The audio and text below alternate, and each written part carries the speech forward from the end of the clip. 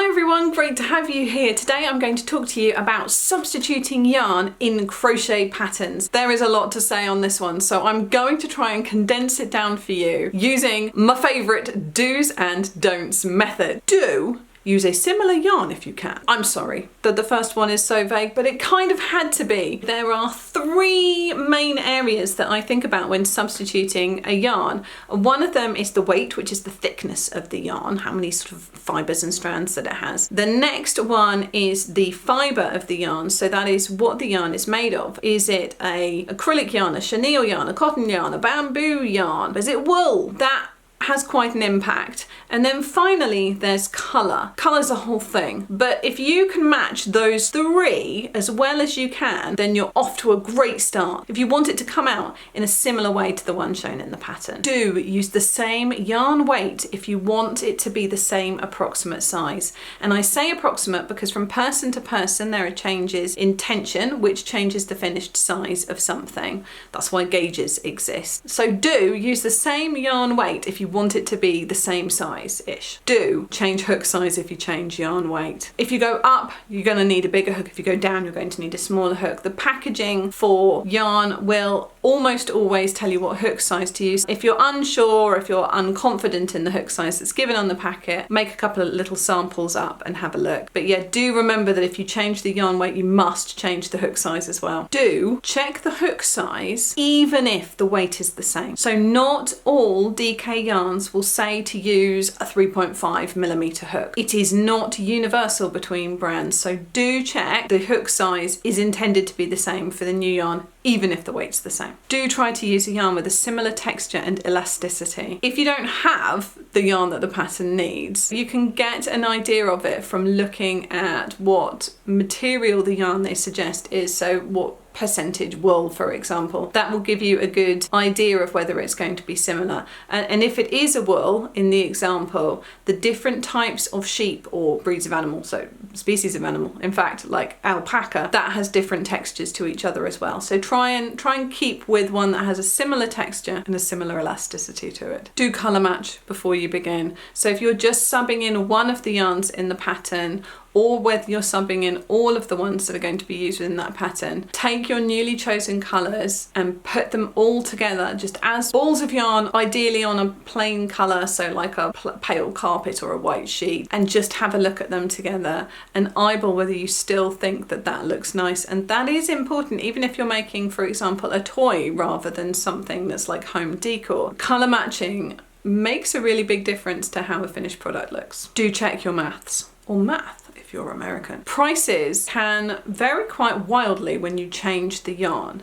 And it's not just that some yarns are more expensive than other yarns, it's because the yardage for the weight of the yarn can change. So you can have a 100-gram skein of yarn and you can replace it with a different 100-gram skein of yarn, and it can be significantly longer or shorter than the other one because of the thickness of the fibre. The same overall weight does not mean the same yardage or meters of yarn, and therefore you may need more or less to complete a pattern the same size, and that can drastically change your budget. Do make a sample. I think I've alluded to this before, but do make a sample. That's so important if you're making something to fit, like clothes, which is not something that's my area, so I won't go overly into that. That's an issue of the gauge, which is where you see how many stitches are in each inch of material. That's a really important thing to do for some projects, but even if you don't need a particular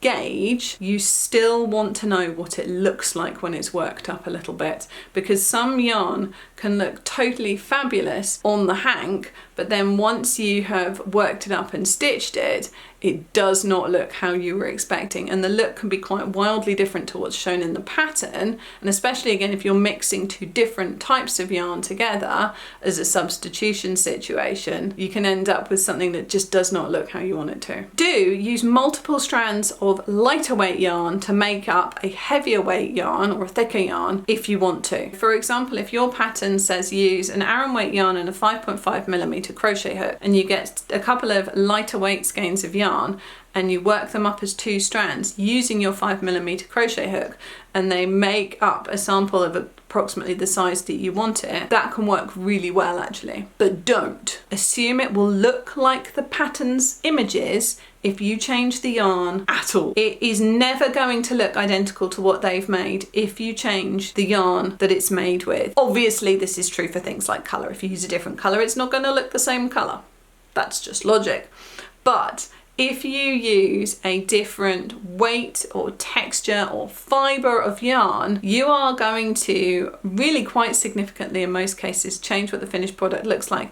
That does not mean it's going to look bad. Sometimes it looks even better. But don't expect or be disappointed if it doesn't look the same as the thing that you're making. Remember, we are changing it up when we substitute our yarn in. And that's cool. Don't change the thickness of the yarn, so the yarn weight within your substitution, if you want to create a fabric that has the same drape and weight as the one that you've seen pictured. Weight is self-explanatory, but drape is how a thing hangs. So it's particularly important for garments, but it can also be an issue with things like blankets or throws. Don't mix fibres and weights unless they were already mixed within the pattern. Say I made a pattern and I used 3 different brands of DK yarn. I had like a Hobie one and a Serda one and a Knitcraft one. That's a UK brand. If you use 3 different brands within the pattern instructions and you sub them each out for a yarn that is a different weight, you will distort that pattern.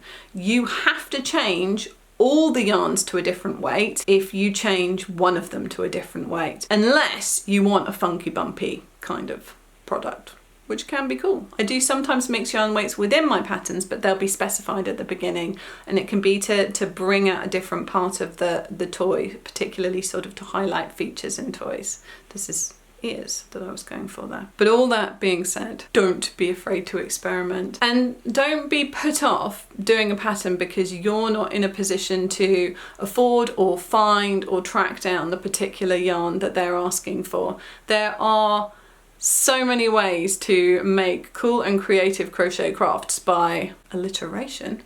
Cool and creative crochet crafts by changing the yarn that you're using. It's really good fun. Just be a bit cautious when you do it. Make sure that you match things nicely, that you change weights and hook sizes as appropriate, and that you work up some samples, and you'll do just fine. And let me know, what are your experiences of substituting yarns? I can't wait to hear about them in the comments section below. And what did I forget? What should I have added? Let me know. We'll chat in the comments section below and I'll see you there.